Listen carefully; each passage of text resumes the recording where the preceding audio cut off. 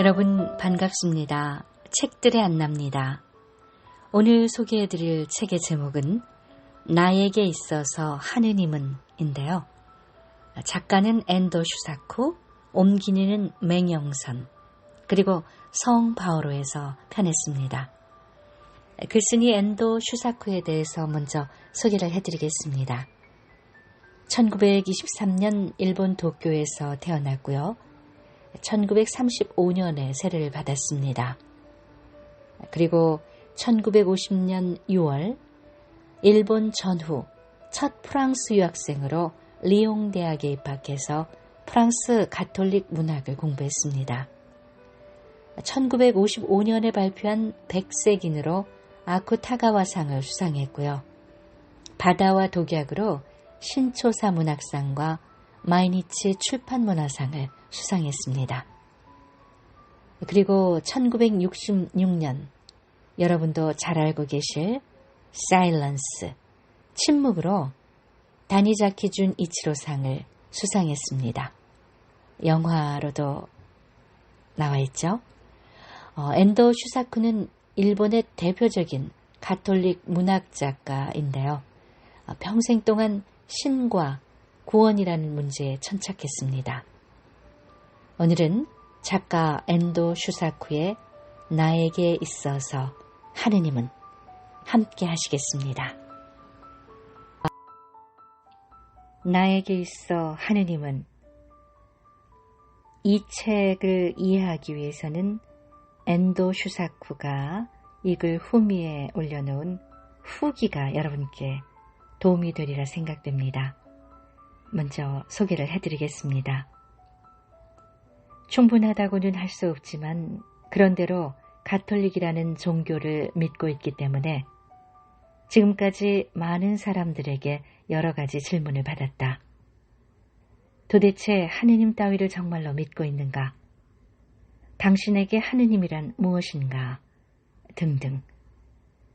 그러한 질문들에 대한 답을 정리하여 나 나름의 생각을 되도록 알기 쉽게 이야기하고 그것을 글로 쓴 것이 바로 이 책이다. 알기 쉽게 답했지만 진지하게 답을 했다. 돌이켜보니 나의 신앙은 읽는 것과 이해하는 것이었고 그 무엇보다 무리하지 않기, 허세 부리지 않기 위에 성립한 것이었다. 부끄러운 일이지만 어쩔 수 없다. 물론 나는 성직자가 아니므로 내가 독자들에게 만족할 만한 답을 줄 수 있다고는 생각하지 않는다. 또한 전문적인 것은 피해야 했다. 다만 방황에 대한 소설을 쓰지 않을 수 없었던 작가로서의 기분을 솔직하게 이야기했다. 독자들이 직접 자신의 종교를 생각해 볼 때 이 책이 도움이 되었으면 한다.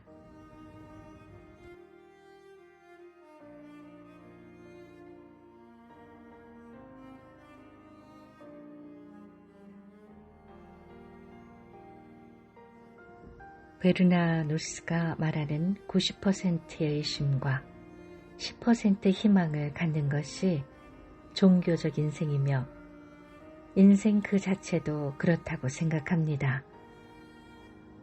사람이 100%의 확신을 가질 정도로 그렇게 강하다면 종교는 필요 없다고 나는 생각합니다.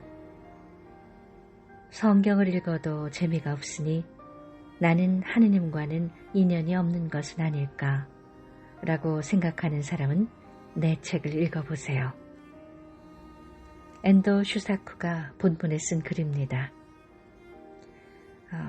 나에게 있어서 하느님은, 오늘 소개해드릴 이 책은 질문에 대답하는 형식을 띠고 있는데요. 7개의 챕터로 나뉘어져 있는데 그 가운데 챕터 1, 나의 신앙입문, 그리고 챕터 2, 하느님을 의심하는 것에서 희망으로, 이 챕터 2 안에 있는 질문과 대답 형식의 글을 오늘은 몇 개 발췌해서 여러분과 함께 나누겠습니다. 하느님의 존재를 느낄 때, 그리고 내가 본 예수님, 하느님의 작용, 나 개인의 성경 읽기, 이렇게 여러분과 함께 하도록 하겠습니다.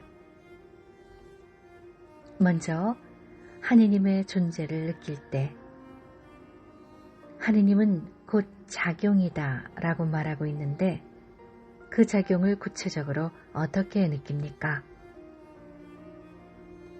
내가 하느님의 존재를 느끼는 것은 오늘날까지 그 무엇인가가 내 등을 밀어주어 왔다는 느낌 때문입니다. 내 과거를 뒤돌아보면 나를 사랑해 주었거나 지원해 준 많은 사람이 있었습니다. 그러한 사람들이 무질서하게 있었던 것이 아니라 눈에 보이지 않는 하나의 끈으로 연결되어 하나의 움직임으로 나를 지탱해 주었다는 기분이 듭니다. 태어나서 현재에 이르기까지 연결해주는 끈이 있다고 한다면 그 끈에 어떤 힘이 작용하고 있구나 하는 느낌입니다. 그래서 나의 개성보다는 나를 만들어준 것들이 더 중요해지고 이러한 커다란 장에서 내가 살아왔다는 생각이 듭니다. 나는 이것을 하느님의 장이라고 부릅니다. 예를 들어 내가 지금까지 이야기한 것을 듣고 당신이 그리스도교에 흥미를 갖게 되어 세례를 받거나 한다면 하느님은 직접 눈에 보이지는 않지만 나라는 인간을 통해서 당신에게 영향을 주어 응답하게 한 것입니다. 언제나 하느님은 어떤 사람이나 다른 무엇인가를 통해서 우리에게 영향을 줍니다. 우리는 하느님을 대상으로 생각하기 일쑤지만 하느님은 결코 대상이 될 수 없습니다. 하느님은 그 사람 속에서 그 사람의 인생을 통해서 작용하신다 라고 말하는 편이 좋을 것 같습니다. 또는 뒤에서 그 사람의 등을 밀어주고 있다고 생각하는 편이 좋을지도 모르겠습니다. 나는 눈에 보이지 않는 누군가가 등에 손을 대고 나를 이쪽으로 가도록 밀고 있구나 하고 느낄 때가 많습니다. 이러한 때 하느님의 작용을 느낍니다. 이것을 나는 침묵의 마지막 부분에 주인공을 통해 말했습니다.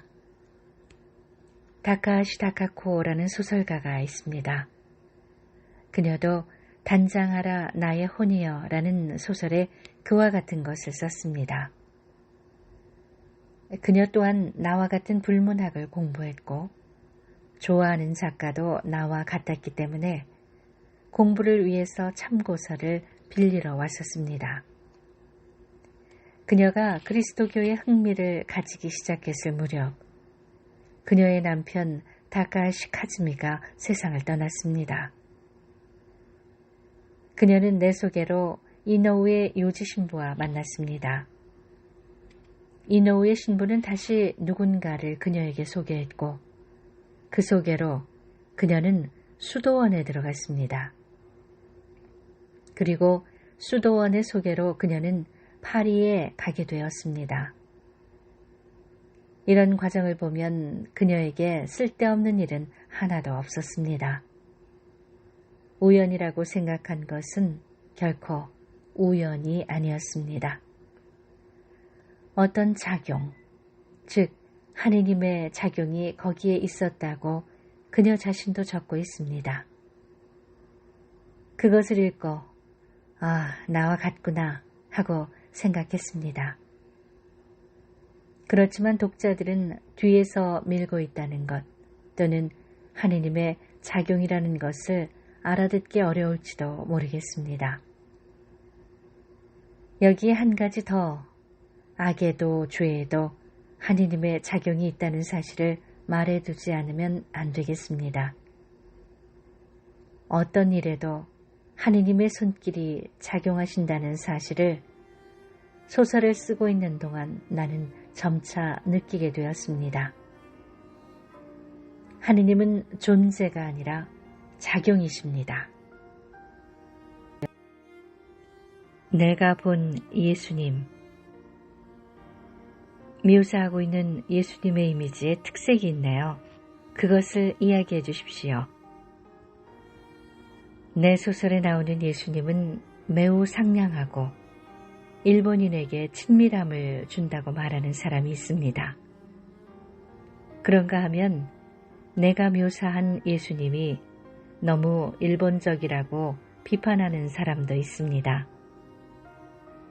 어쨌든 그것이 내가 본 예수님입니다. 예수님은 각자의 마음을 비추는 거울이다 라고 말하는 것은 내게는 나의 예수님 상이 있고 다른 사람에게는 그들 나름의 예수님 상이 있다는 말입니다. 언젠가 예수님에 대한 일본인의 이미지에 관하여 글을 연재해보고 싶습니다. 어떤 그리스도인은 예수님에 대하여 혁명가의 이미지를 갖고 있습니다. 그 사람에게는 정신적으로 유다교 해방자인 동시에 사회혁명을 시도한 사람의 이미지가 박혀 있습니다. 또 다른 사람에게 예수님은 마음 깊은 곳에 존재하면서 사랑의 작용을 하는 이미지입니다. 사람들 각자가 추구하는 바에 따라 예수님의 이미지가 탄생합니다. 나는 이런 이미지의 총체가 진정한 예수님이라고 생각합니다. 내가 묘사한 것처럼 예수님은 확실히 상냥하지만 다른 사람이 보면 그것만이 아니라고 비판할 수도 있겠지요. 성경을 보면 예수님은 성전 경내에서 양과 비둘기를 팔고 있던 상인이나 환전상들을 새끼줄로 만든 책찍으로 쫓아낸다든지 그들의 돈을 흩뿌리거나 판매대를 둘러 엎는다든지 하지 않는가.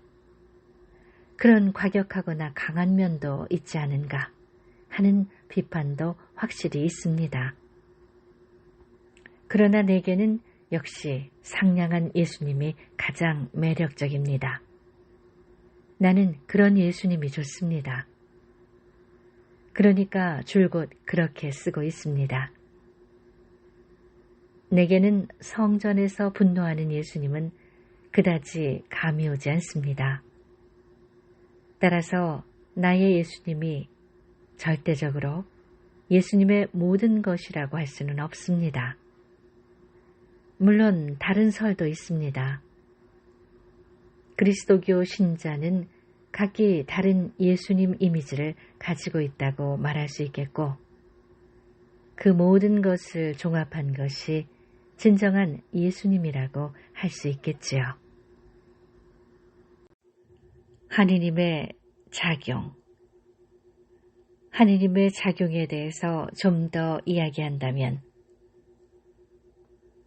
누구나 하느님의 존재에 대해서 하느님은 왜 눈에 보이지 않는가? 눈에 보이지 않는 그런 비합리적인 것을 왜 믿는가? 라는 의문을 품을 수 있겠지요. 여기 있는 유리병을 보는 것처럼 하느님의 존재를 믿을 수 있는가 하고 생각하겠지요. 그러나 내게 있어서 하느님의 존재는 대상으로 보는 것이 아니라 그분의 작용에 의하여 그분을 느끼는 것입니다. 젊은 시절 하느님의 존재를 의심했을 때는 많은 책을 읽었습니다. 여기에 무엇인가가 존재한다면 그 원인이 있고 또 그 원인에 대한 원인이 있고 그 제일의 원인이 하느님이라는 신존재 증명법, 중세의 토마스 철학서 등을 열심히 읽었습니다. 지금은 그런 것을 심각하게 생각하지 않습니다. 즉, 하느님은 존재한다고 말하기 이전에 하느님이든 부처님이든 자신의 마음 속에서 작용하고 있는지 아닌지의 문제입니다. 불교에서는 부처님의 작용이 마음 근저에 있다고 말합니다. 작용이 있다고 하는 것은 정말로 무엇이 존재하는 것이기 때문에 하느님이라든가 그리스도라든가 하는 것은 작용이다 라고 생각하면 좋을 듯합니다. 나는 하느님이란 자기 자신 안의 작용이라고 생각하고 있습니다. 이것이 자기 마음속에서 그러한 기분이 드는 것인지, 자신의 의식을 넘어서 그렇게 되는 것인지 매우 애매한 부분이 있겠지요. 그 작용을 그리스도 혹은 부처라고 하는 것이 아닐까 하고 생각하고 있습니다. 다시 말해 하느님의 존재가 아니라 하느님의 작용이 중요하다는 것입니다.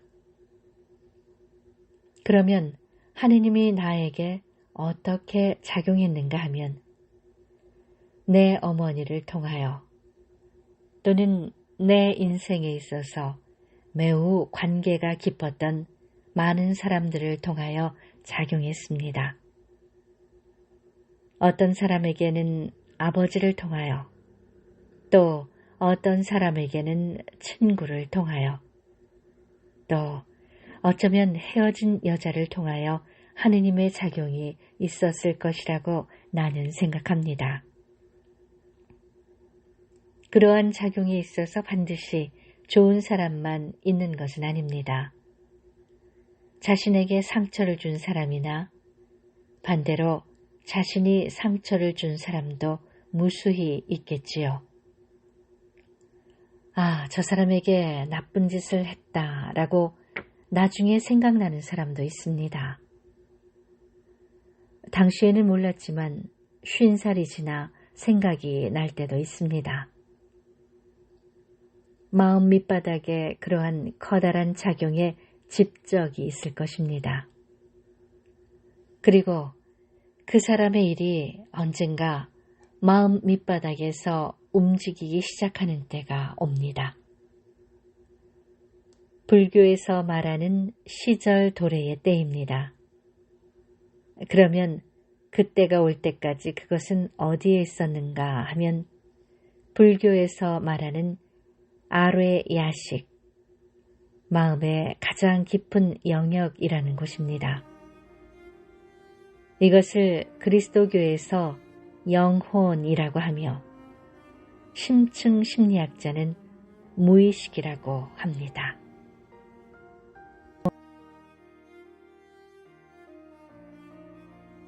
성경이 예수님의 생애나 말씀을 그대로 옮긴 것이 아니라는 것을 알고 그 충격을 어떻게 극복했습니까? 지금 말한 대로 그것은 내가 소설가였기 때문입니다. 소설가로서 나는 실제의 사실을 사용하여 사실을 초월하는 세계를 만듭니다. 그리고 그 사실을 초월하는 세계는 인간에게 사실보다 더 진실하다는 확신을 가지고 있었습니다. 그 확신을 갖지 못했다면 작가일 수 없었겠지요. 성경을 읽었을 때도 그와 같은 기분이 들었습니다. 19세기 이후의 성서학자들의 노력에 의하여 우리는 성경이 반드시 사실 그대로인 것은 아니라는 것을 알게 되었습니다. 그러나 사실 그대로가 아니더라 하더라도 그것은 내 소설과 같이 성경 저자들, 마르코, 마테오, 루카, 요한이 자기들의 신앙 이념에 근거하여 사실을 재구성한 것이고 사실이 아닐지라도 인간들의 꿈을 불어넣어 그들이 수집하여 성경에 삽입한 예수님 전승은 사람들의 기원이나 꿈이기도 했다고 생각되므로 사실들을 나열한 것 이상으로 생명을 불어넣었다고 말할 수 있지 않았을까요? 나는 그 불어넣은 생명의 소설가로서 흥미를 가졌던 것입니다. 좀 더 구체적으로 말씀해 주십시오. 구체적으로 말입니까?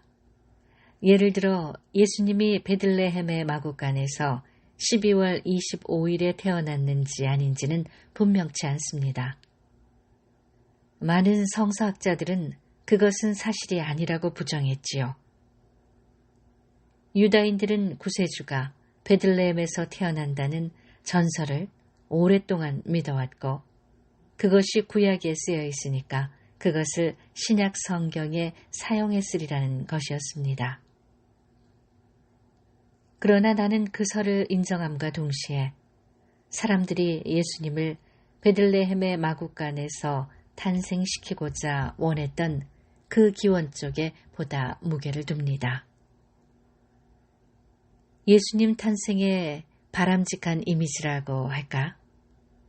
예수님 탄생일에는 정설이 없지만 사람들은 그것을 겨울로 정했습니다. 성탄절의 이미지는 그렇게 만들어졌습니다. 성탄절 이미지에는 두 가지가 있습니다. 하나는 인간 구세주가 마구간에서 말똥으로 더러워진 장소에서 탄생했다는 이미지입니다. 그것은 인간에게 자기 마음속 마구간처럼 더러운 장소에서 예수님을 찾았다는 내밀한 우리의 욕망의 표현이지 않을까요? 우리 마음속 마구간과 같이 더러운 장소. 그것은 앞에서도 말했듯이 아뢰야식이 아닐까요? 아뢰야식은 꺼림칙한 우리 욕망이 가득 차 있으며 말똥으로 더럽혀진 냄새 가득한 무명의 세계이기 때문입니다. 그곳에서 순전한 어린이가 태어난다고, 예수님이 태어난다고, 그리고 그 냄새나는 무명의 장소를 정화해 준다는 바람이 성탄절 전설을 만들어낸 것이라고 생각합니다. 또 다른 이미지는 성탄절을 눈 내리는 12월 25일로 한 것입니다. 눈은 더럽혀진 것을 순화시키고 순백으로 만듭니다. 그런 생각들에 이르면 나는 왜 사람들이 베들레헴의 마구간에서 예수님 탄생시킨 이야기를 만들어 냈을까 절실히 알게 됩니다. 그것은 인간 영혼의 염원을 나타내고 있습니다. 영혼의 염원을 나타내는 동시에 사실을 기록하는 것보다 더욱 인간적인 진실을 나타내고 있습니다. 그래서 나는 믿는 것입니다. 믿는다는 것은 안다는 것과 다르지요. 소설가로서 나는 그것을 알고 있었습니다. 나는 그 때문에 아카이와처럼 그리스도교를 버리지 않았습니다. 그러나 나 역시 위기는 있었지요. 그 위기는 사해부근에서라는 내 소설에 농도 짙게 배어 나왔습니다. 그러나 예수의 생애와 그리스도의 탄생을 쓰면서 겨우 그 위기를 넘길 수 있었습니다.